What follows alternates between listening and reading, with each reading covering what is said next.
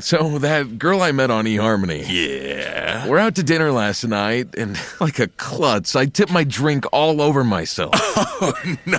And it's all down my shirt, a horrible stain, so embarrassing. And you'll never guess. What? She smiles, picks up her drink, spills it all over her top. So now we're... No way. Amazing, right? At eHarmony, you'll find someone you can be yourself with. Get who gets you on eHarmony. Sign up for eHarmony today. Welcome to Radical Personal Finance, a show dedicated to providing you with the knowledge, skills, insight, and encouragement you need to live a rich and meaningful life now while building a plan for financial freedom in 10 years or less. My name is Joshua Sheets. Today is Tuesday, January 21, 2025. And on today's show, I'm going to respond to a listener request who asked me to comment on the recently issued executive order by President Trump which purports to end the practice of full birthright citizenship. Now, I'll talk briefly about the legality of it. We'll delve briefly into the politics of it, and then I want to give you some practical things that you and I can do on this subject, whether or not we are legal U.S. citizens or not. And I want to give some advice for those who may be affected by this. First, let's talk a little bit about the law. What is the 14th Amendment? Well, if we go to the actual text of the U.S. Constitution, we can find the 14th Amendment, and it's quite long, but the first section of it specifically tells us what we need. And it says this: all persons born or naturalized in the United States and subject to the jurisdiction thereof are citizens of the United States and of the state wherein they reside. That's what the text of the 14th Amendment says. That's my understanding of the history of the 14th Amendment. This was ratified soon after the ending of the U.S. Civil War. And in essence, it was ratified to protect the full citizenship status of black slaves, of newly freed black slaves in the United States. And this was an important component of them. And of course, the reason that it's important to affirm the full citizenship status of those born in the United States was it ended the idea that, well, just because these African slaves came from somewhere else, that they were not entitled to U.S. citizenship. The text of this amendment states that, yes, indeed, if you were born here, as most of the slaves were by that time, if you were born here, then you're certainly fully entitled to the full status of citizenship, just like all other citizens of the United States. Now, of course, born or naturalized is the key. Now, if we go to the text of President Trump's new executive order, we can see a little bit of the argument that he is making here. So here we have Executive Order from January 20, 2025, protecting the meaning and value of American citizenship. And it says, by the authority vested in me as president by the Constitution and the laws of the United States of America, it is hereby ordered. The privilege, so Section 1, purpose. The privilege of United States citizenship is a priceless and profound gift. The 14th Amendment states, all persons born or naturalized in the United States and subject to the jurisdiction thereof are citizens of the United States and of the state wherein they reside. That provision rightly repudiated the Supreme Court of the United States' shameful decision in Dred Scott v. Sandford, which misinterpreted the Constitution as permanently excluding people of African descent from eligibility for United States citizenship solely based on their race. But the 14th Amendment has never been interpreted to extend citizenship universally to everyone born within the United States. The 14th Amendment has always excluded from birthright citizenships persons who were born in the United States but not subject to the jurisdiction thereof. Consistent with this understanding, the Congress has further specified through legislation that a person born in the United States and subject to the jurisdiction thereof is a national and citizen of the United States at birth, generally mirroring the 14th Amendment's text. Among the categories of individuals born in the United States and not subject to the jurisdiction thereof, the privilege of United States citizenship does not automatically extend to persons born in the United States. 1. When that person's mother was unlawfully present in the United States, and the father was not a United States citizen or lawful permanent resident at the time of said person's birth. Or 2. When that person's mother's presence in the United States at the time of said person's birth was lawful but temporary. such as, but not limited to visiting the United States under the auspices of the Visa Waiver Program or visiting on a student, work, or tourist visa, and the father was not a United States citizen or lawful permanent resident at the time of said person's birth. Now, the order goes on and gives some policy direction in Section 2. It says that the U.S. government, no government agency of the United States shall issue documents based upon, this expression. So that is the text of the executive order and the text of the amendment of the Constitution. Now, obviously, this is immediately heading for court. USA Today article says ACLU files lawsuit against Trump order that seeks to end birthright citizenship. I do not understand what is being said here in this executive order.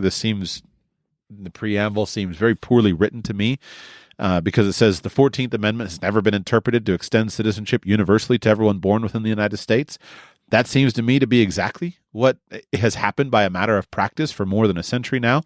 There may be something I'm unaware of, but it is a standard practice that when you have a child born in the United States, then that child is automatically assumed to be a citizen. And as the parents of a child born in the United States, for as long as I know of, 100 years, then you have been able to go and register that child and get a passport for him, and that child is a citizen of the United States. And there has been a variety of court cases that, as far as I'm aware of, that have been adjudicated over this, where the United States has gone after people who were born in the United States, who were so-called accidental citizens, and because of that, they have been subject to U.S. governing laws. My best friend growing up was an accidental citizen. His family was Canadian. They spent their winters in Florida, but then on their way home one time, they were trying to get home to Canada for his birth. They were in Georgia. Baby came early, and the baby was born in the United States. My friend has been a citizen for life because of being born in the United States. There was a famous case involving the former Prime Minister of England, Boris Johnson, who was also an accidental citizen. And he was born in the United States, but lived in Great Britain.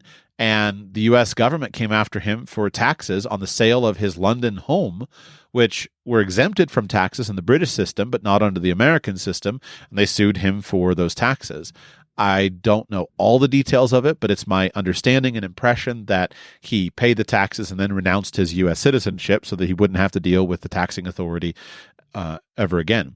And so there's long precedent of the United States doing exactly what the president asserts here in his executive order, saying that this has not been done. Now, clearly this is heading for court.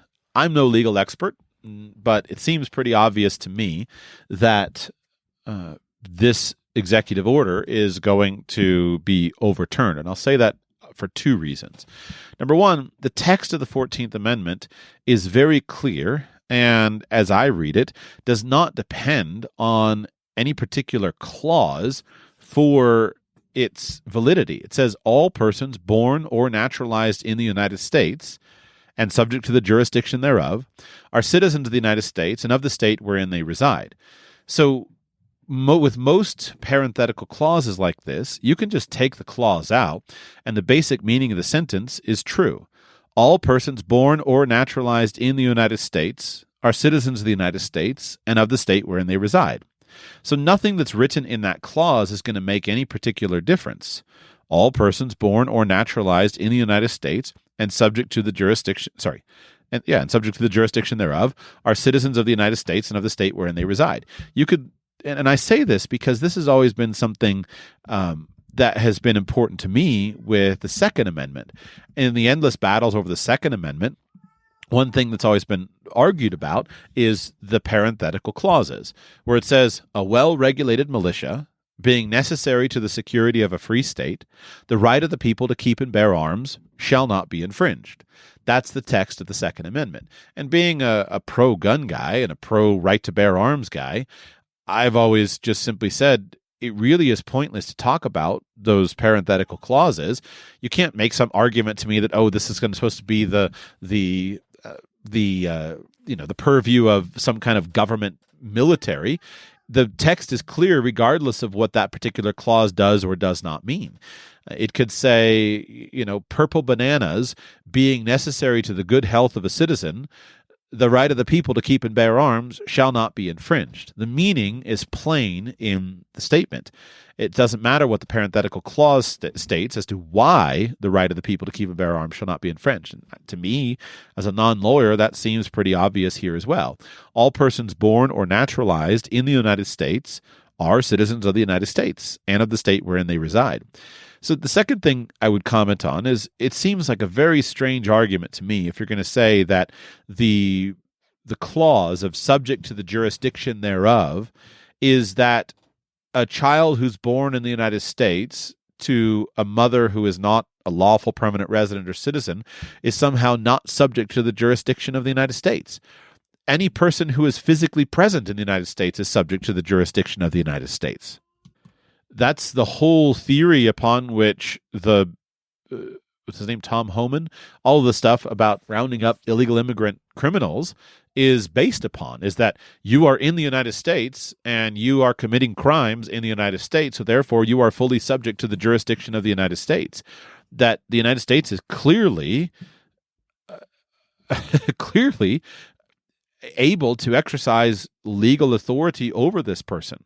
So these arguments, just as a non-lawyer, I can't imagine how on earth you could argue these things in court and win. So I don't expect this executive order to withstand any kind of legal scrutiny. And it's really, and I'll say that in just a moment. I don't expect it to withstand legal scrutiny, especially in today's court. So I think one of the things, let's assume this winds up at the Supreme Court. When you have a clear conservative majority on the Supreme Court, one of the connecting ties for these justices, as I see it, is that they are committed to the idea that the text is to be understood based upon what the text says. We're not to read into the text some kind of novel idea. And again, let's use the Second Amendment as an example. For most of my life, one of the big winning issues for conservatives has been the Second Amendment. When I was younger, there were all kinds of crazy laws that the Clinton administration had rolled out, all these laws and banning assault weapons and blah, blah, blah, all the stuff that happened with the Brady Bill and everything. My entire life, all of those have been completely demolished by the court system. To whereas today, the right to keep and bear arms is vastly less infringed than it was when I was in school. And the basic reason for that is that the courts have enforced the law that is written. The Second Amendment says that the right of the people to keep and bear arms shall not be infringed. If we want to change that, we can simply amend the Constitution. We can repeal the Second Amendment and we can amend it with something different. That is our right. But the courts have said, as long as this is the law, we're going to enforce this. And so I would expect the same thing, the same basic jurisprudence to apply to this particular issue, is that the 14th Amendment clearly says that all persons born or naturalized in the United States are citizens of the United States. Text says that. So if we, the American people, don't like that, we can repeal this amendment, or we can repeal this clause of the amendment, or we can pass a new amendment that simply modifies this in some way.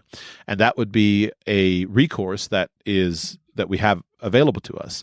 And so the idea that the president would pass an executive order here is, for this kind of thing, is deeply offensive to me. Now, obviously, I understand why he's doing it. He needs to do it, and good luck to him with his desire for political change. I'm on his side. I want to encourage him. Anything he can do, that's fine. But it's deeply offensive that Congress would not legislate and that you would have a president trying to do this by executive fiat. It's a pointless thing, and I don't expect it to stand. Now, should you put any faith or confidence in what I have to say? I guess I've explained my arguments to you, but think about the arguments. They may turn out to be right. They may turn out to be wrong. I am no legal scholar. I find the topic interesting, but this seems like a flim-flam approach. I also think that it's interesting how widely applicable President Trump's executive order is. This is going to create a much bigger issue in the United States based upon how it is worded. Let me read it again. It says, among the categories not subject to the jurisdiction of it, the privilege of the United States citizenship does not automatically extend to persons born in the United States when that person's mother was unlawfully present in the United States. Understood. Okay, this applies to illegal aliens. Or when that person's mother's presence in the United States at the time of said person's birth was lawful but temporary, such as, but not limited to, visiting the United States under the auspices of the Visa Waiver Program or visiting on a student, work, or tourist visa. So the argument for the second part is, I think, the bigger issue, because by writing this executive order in such a broad and sweeping and encompassing manner, there are at least hundreds of thousands, if not millions and millions of people swept up in this that have followed all legal immigration procedures, have secured a visa to the United States, and who are having children or are living full-time in the United States, but not permanently, as they're not permanent residents, but they are living full-time in the United States and who have had children in the United States and who will have children under these visa programs. And so this is a much expansion of the overall discussion. And I think it will face much more pushback because of that, even among people on the president's side. So time will tell. The courts will work this out. Politically, it's entirely understandable why the people are in favor of this and why President Trump is doing it. One of the things that deeply impresses me about President Trump is his understanding of the necessity of optics, good optics. And I've learned a lot from him in that regard. You know, on your first day of work, if you can pass a whole bunch of executive orders, it sends a signal to your supporters that you're serious about it. And that is what will largely be heard, regardless of what does or does not stand up in court at a later time. So I understand his approach. And the American people are very frustrated right now on some of these issues. I don't think it's because there's a fundamental disagreement with the idea that that the United States should be open to immigration, although I would say that it seems that there's a very strong group of people who want no immigration to the United States at this point in time. But I think on the whole, the American people broadly are in favor of immigration to the country. We are a nation of immigrants, and that goes very deep in the American psyche and in American history. The quote that I like to offer by President George Washington in a letter to a friend of his, he said this, quote, "The bosom of America is open to receive not only the opulent and respectable stranger, but the oppressed and persecuted of all nations and religions, whom we shall welcome to a participation of all our rights and privileges, if by decency and propriety of conduct they appear to merit the enjoyment." You could go back to even the poem that is written on a plaque on the base of the Statue of Liberty called "The New Colossus." Not like the brazen giant of Greek fame, with conquering limbs astride from land to land, here at our sea-washed sunset gates shall stand a mighty woman with a torch, whose flame is the imprisoned lightning, and her name, Mother of Exiles. From her beacon hand glows worldwide welcome. Her mild eyes command the air-bridged harbor that twin cities frame. "Keep, ancient lands, your storied pomp," cries she with silent lips. "Give me your tired, your poor, your huddled masses yearning to breathe free, the wretched refuse of your teeming shore. Send these, the homeless, tempest-tossed, to me. I lift my lamp beside the golden door." There's some possibility that basic consistent identity, that component of American identity that has been constant throughout all these centuries, is changing. Perhaps it is changing, and the American people have the right to decide that for themselves as citizens of a representative democracy. But it is still pretty deep in the American psyche that we are a nation of immigrants. And throughout, even though there's quite a lot of frustration with various groups of immigrants to the United States now, that's been a common thing that's happened again and again throughout American history with different waves of immigrants. And the arguments always come back to these immigrants are taking our jobs and taking our prosperity, and we're better off without them. And this ebbs and flows, and it changes the people groups over time. But within a generation or two, ordinarily the people have been assimilated into American culture, reflecting American identity, and we kind of go through another cycle. So I expect myself that that's what is happening and will happen right now. But we're certainly in the cycle where people are pretty frustrated with immigration. I think there's a few things that are contributing to this. Number one, there's clearly frustration at the lawlessness in American culture. And as much as it means something to be American, Americans view themselves as being a very law-abiding culture. And, for example, even though all tax reporting in the United States is individual, meaning is self-reported, that all Americans self-report their income to the U.S. government, the United States has the highest rates of tax compliance of any of our peers, very high rates of tax compliance. And so the basic idea for honesty and following the rule of law has been a significant component of the American society for a very long time. And I think over the last years, as people have watched that erode and people have wondered what is happening, that has caused a lot of frustration among the population. I think exacerbated even just by the events of the outgoing President Biden. His actions at the end of his term to pardon his son from crimes that his son was convicted of, and then in the middle of the night on his last day in office to preemptively pardon his family and his friends when their crimes have not even been officially alleged nor adjudicated in a court of law. I think that's going to wind up being a significant part of his legacy, and it's something that I think is pretty deeply offensive to the American people. And it's a sad example to set. So I think the lawlessness here is being conflated with the topics of immigration. And this has always been why, over the years, people have tried to offer various amnesty programs, and they have always been put down politically because the American people are not accepting of amnesty. American people believe in law and order. You follow the law and follow the law.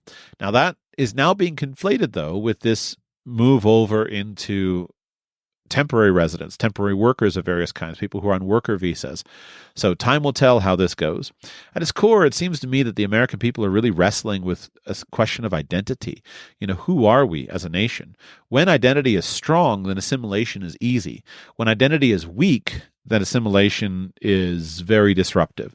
And it seems that we are, or at least have been, in a very weak time. It's interesting. I was just reflecting personally of my own emotions over the past days and with the inauguration of the president. And I realized that all of my life, I have never lived in the United States of America that ever felt like it was going anywhere, that ever felt like it was doing anything. I have taken an interest in the various discussions and jokes about Canada becoming a 51st state of the United States and the United States taking back over the Panama Canal and the United States buying Greenland and things like that. What's interesting about those things is they're new to me. They're new to me because never in my life has there ever been a time in American politics where I'd ever felt like we were advancing. And I reflected, I've never felt like I lived under a president that actually cared about me and actually was doing something that made my life better as an American. Now, I was born into the wealthiest time in American history with the most peace and the most wealth. And that's a good thing because it's turned out fine for my life. But it's never turned out fine for the nation because it's always felt like living in a nation of decline. A nation on the retreat, a nation that was always apologizing for itself. And I didn't really realize it emotionally until I reflected on the idea of, why not? Why don't you take on territory? Why not expand? Why are we doing this? Now, I would make logical arguments against that because emotions are one thing, but it's just interesting to experience that. I think that's what the American people are, arguing about. So enough of my punditry. It's as informed as I can make it, but at the end of the day, I don't really have any say in any of those things. It's interesting to watch. Let's get to some of the practical advice. First, for the non-immigrants to the United States. As I see it, recognize that things can change, and things can change relatively quickly. Just imagine yourself as an immigrant to the United States. You have a plan, maybe you worked really hard, you got yourself a visa, now you're living in the United States, you're working in the United States, and you really are working towards a goal, and you wanted your children to be American, you've been working towards this thing, and now imagine that this executive order stands and it's all taken away from you. The point of this is simply to say that life changes. And so if you are going to make things work for yourself, you've got to be ahead of those changes. And so, what I did was I went and did birthright citizenship in another country. I went and did birth tourism. I left the United States, I went elsewhere, and I had an anchor baby. And I did that because I said, you know what? Things in the United States are probably pretty good right now. But who knows what the world 30 or 40 or 50 years from now can offer. And I spoke last September in Kuala Lumpur to the Nomad Capitalist Conference. And from the stage, I spoke about birthright tourism, birthright citizenship. And after discussing the idea, I said, I gave my recommendations of the top 5 countries to do birth citizenship in. And I said, the number 1 country to do it in is the United States. The idea that from around the world, you can be a wealthy or non-wealthy, but just somebody who can go to the United States, have a baby in the United States, and get that baby birthright citizenship in the United States is an enormous asset and benefit for the child.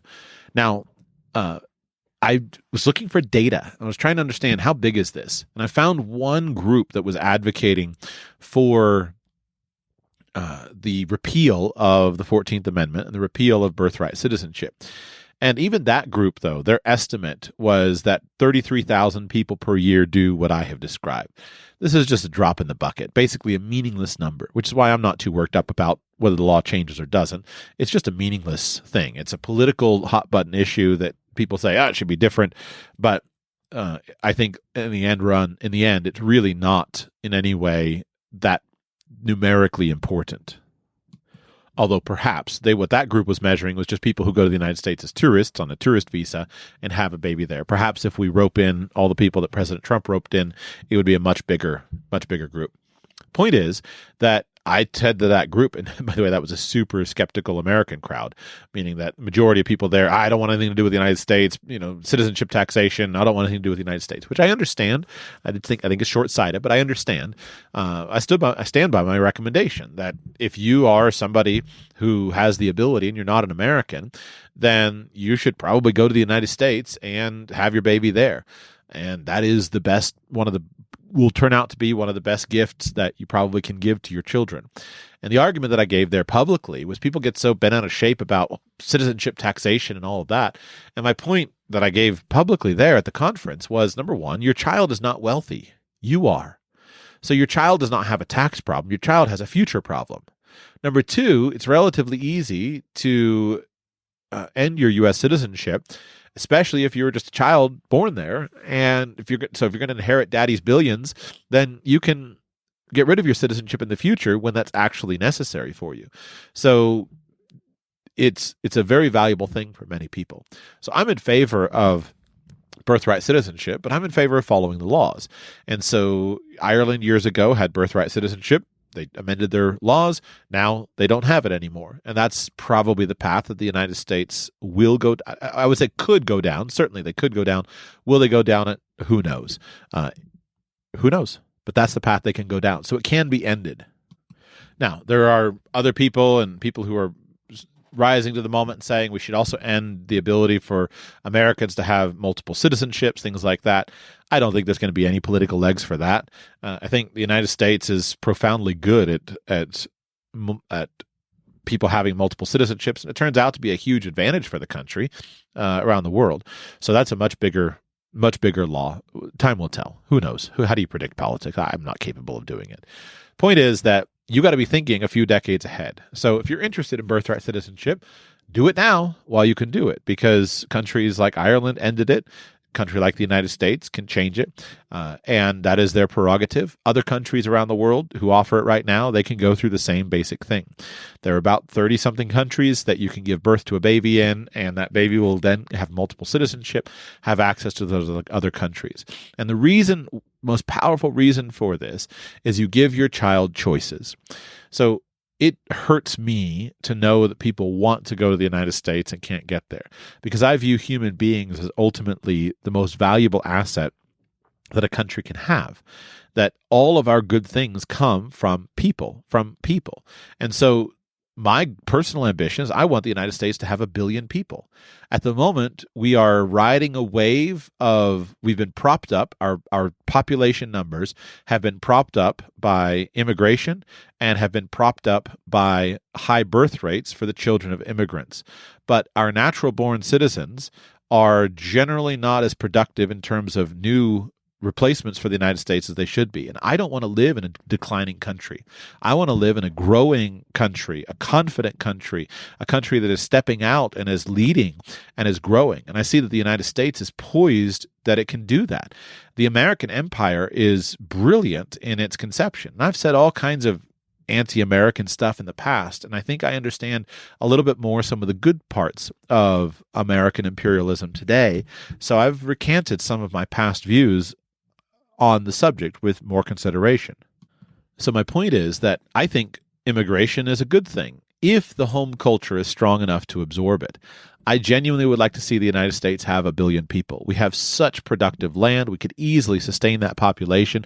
It would just be amazing. And I think that immigration can and really should be seen as almost a weapon. Imagine that you had a country that was self-confidently pro-immigration. And imagine that you're looking at a foreign nation. And so let's say the United States did this. When Russia invaded Ukraine, imagine that the United States government had said, we will give a visa and a permanent residency visa to the first 10,000 Russians with advanced college degrees who can get here. Imagine what they would have done if just a mere 10,000, but yet you put in place a certain requirement like an advanced degree. You have to have a master's degree or a PhD. That would suck all of the intelligence and all of the leaders and everything from another country, and you would attract to yourself the people who want to be part of your country, what you stand for. Not everybody wants to go to the United States. Lots and lots of people look at the way the United States culture functions and they say, I want nothing to do with that. I want nothing to do with the harsh individualism where you've got to do it all yourself. I want nothing to do with the pull yourself up by your bootstraps culture. I want nothing to do with the work and no hangout time. But then the people who look at the United States culture and say, I do want that, they would come if they had easy access. And you could literally empty out your enemy of some of the best and brightest minds and intellectual talent that are there. Now, you do have to be able to assimilate people, and you do have to screen for criminals, clearly, and you do have to enforce the laws against people. So it's not all roses and sunshine just because it would be cool, but just imagine how that would contribute to the nation. So I don't get the anti-immigrant spirit, although I do get the anti-law-breaking spirit. Something's going to have to change. I've said publicly, I think that right now, what the world is seeing is basically the problems of collapsing demographics of native-born populations. And so the only way that countries are trying to keep their populations up is by sucking in as many immigrants as they can. And so if you look at the United States, though, this has basically been a strategy that the United States has been pushing. And literally people are saying, like, without the immigrants, who's going to pick our cotton? Now, I think that's a stupid argument, but it's not entirely stupid in the sense that immigrants are an important component of a nation. But the nation has to be clear, it has to enforce its laws, and it has to be self-confident. And no one has been served well by the way the United States has been doing it. Just simply, saying, come across, we'll give you an appointment. Now, 4 years from now, come back. And so I'm wandering a little bit. Let me get back on track. What has been happening in the United States has not been a good thing. And it's a terrible system right now. Right now, the U.S. immigration system is utterly incompetent. And I have more than one friend who has had the unfortunate experience of going through the U.S. immigration system. And it's just been horrible. The courts are so overwhelmed. There's no court dates. Everything is confusing. The bureaucracy is incompetent. So at the very least, I hope that we can make it efficient and make it work. And if that means we have to go to zero immigration for a time because that's what the people want, and then we figure out how to come back with a streamlined immigration system, I don't know. I hope. I just pray for our leaders that they can have wisdom and work their way through it, because it's a very difficult situation. Right now, it's just a bad situation. Anybody who wants to come to the United States and follow the law, it's very difficult to do. And I don't want it to be that way. I want the United States to attract the best and brightest from all around the world who want what the United States has to offer. Now, let's pivot for a moment. So my basic point, practicality, was number one, think ahead for yourself. And maybe you're all in on the United States. I can understand that. That was my point I was saying, is that I never felt like the United States government ever cared about me. Not once. And President Trump, well, I don't trust him. He engenders more of those feelings in me than anyone else has ever done. Almost feels like he's fighting for me. And it's a remarkable political ability that he has to create those feelings into me, which is really fascinating. But I've learned a lot lessons of leadership from reflecting on some of this stuff. But let's flip it. What if you are living in the United States and you're impacted by these things? So morally speaking, I don't believe that any government has the right to control the geographic mobility, the moral right, geographic mobility of any non-criminal person. Now, throughout history, governments have done that, but I don't see any reason why they should have that right. So I'm an open borders guy. If you're a criminal person, things change, but I'm an open borders guy. That said, you can't have open borders and a welfare state. And the American people have chosen to have a welfare state, which is creating enormous problems. If they cut the welfare state, they may be able to open the borders up. But at the moment, they've chosen welfare. So open borders people are just politically impotent. There's no actual press for that. So at its core, though, my advice for people who are affected by things hasn't changed. You will never get ahead in the United States as somebody who does not have legal status. So my point is that morally speaking, I don't have any problem with people breaking immigration law, morally speaking. Practically speaking, it's pointless and foolish. And it doesn't set a good precedent. When you break a nation's laws up front, you are not going to be appreciated in that country, as we see from the huge backlash of the American voting populace. You are not going to be wanted because you are known as a lawbreaker from the beginning.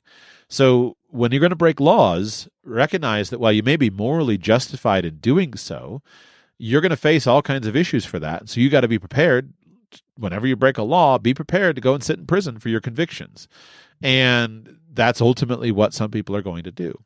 But at its core, even if we get a pull back from the precipice of that kind of hardcore language and hardcore discussion, you're just never going to make it in the United States or any country if you're always looking over your shoulder.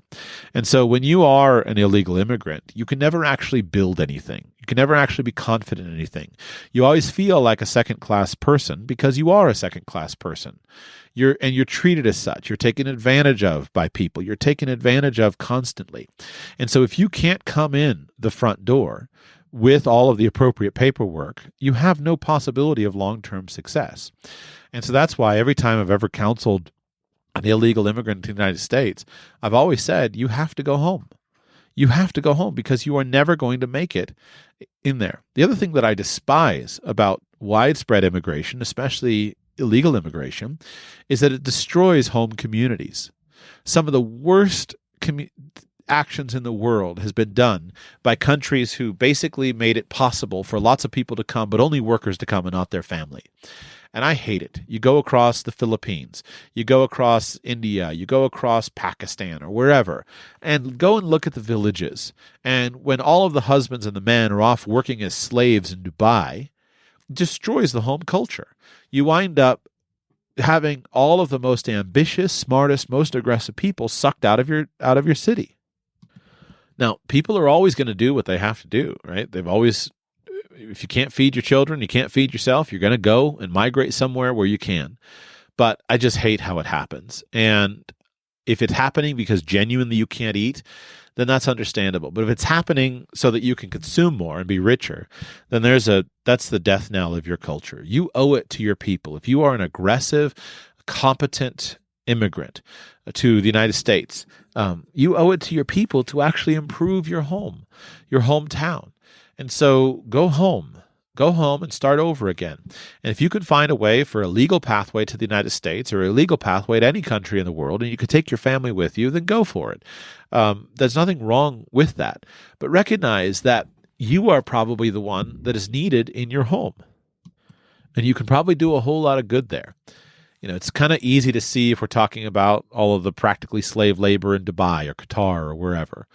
But it's still true to a degree with the United States and with Canada. And, how all this stuff's going to be resolved, I don't know.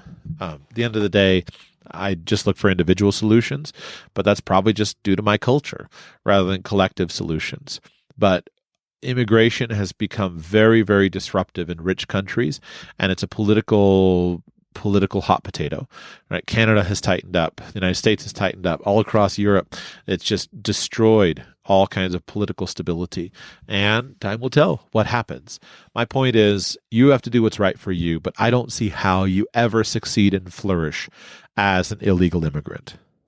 You're always going to be looking over your shoulder. You're always going to be abused. You're always going to be taken advantage of. You're not going to feel like you can complain, because you can't complain because you've broken the law. You cannot build a life that will be solid and sound by breaking the law.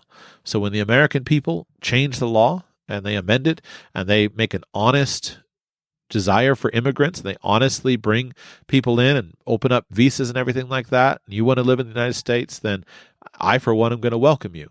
But you got to follow the procedures. Absolutely. And I'm sorry that the American system is broken. Hopefully we can get it fixed. I hope so. But you got to follow the proper procedures for that process. Otherwise, you are not going to win. I don't know what else to say. I'm not sure if this has been useful, but those are my comments on it. I don't think this executive order is going to stand. I find the executive order offensive. And it's offensive to me, not in the substance of it, but it's offensive to me because I'm not a fan of presidents just throwing around executive orders. It's stupid. It's short-sighted, because then the next president is going to come in and just going to reverse the executive order. And it's stupid. It's only there because the American Congress has stopped legislating. That is the job of Congress, to legislate. And so I am 100% in favor. If the American people want to vote and their congressmen want to promote legislation that changes the law and repeals the 14th Amendment, then they should do that. But doing this stuff by executive fiat is pointless. It's just stupid politics. But politics is where we're at. So it's not all bad, probably good. Hope that wasn't wishy-washy, just my honest thoughts trying to share with you. And pray for our country. That's what I do, and I want to contribute to it.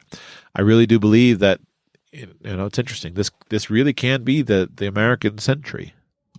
And I'm hoping that we can work our way forward. There's no reason why the United States can't be or shouldn't be the leading country in the world that leads the world into increasing righteousness and prosperity and goodness for mankind in all ways. And let's do that. Let's just win it all. Let's dominate everything. Let's win it all, but let's do it the right way.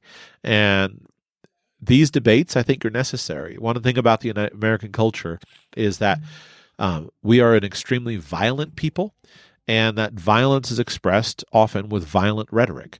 And we are culturally very distinct from most other cultures in that we can sustain that violent rhetoric, we can sustain and withstand the arguments, and that those arguments, as vigorous as they are, they wind up in a better place. And even just the appreciation of that is a fundamental part of what it means to be an American. So I'm optimistic, and I'm hoping for the best. That's the best comments that I have on the subject. Enjoy. Be back with you very soon. Marketing is hard. But I'll tell you a little secret. It doesn't have to be. Let me point something out. You're listening to a podcast right now, and it's great. You love the host. You seek it out and download it. You listen to it while driving, working out, cooking, even going to the bathroom. Podcasts are a pretty close companion. And this is a podcast ad. Did I get your attention? You can reach great listeners like yourself with podcast advertising from Libsyn Ads. Choose from hundreds of top podcasts offering host endorsements, or run a pre-produced ad like this one across thousands of shows to reach your target audience in their favorite podcasts with Libsyn Ads. Go to libsynads.com, that's Libsyn, ads.com today.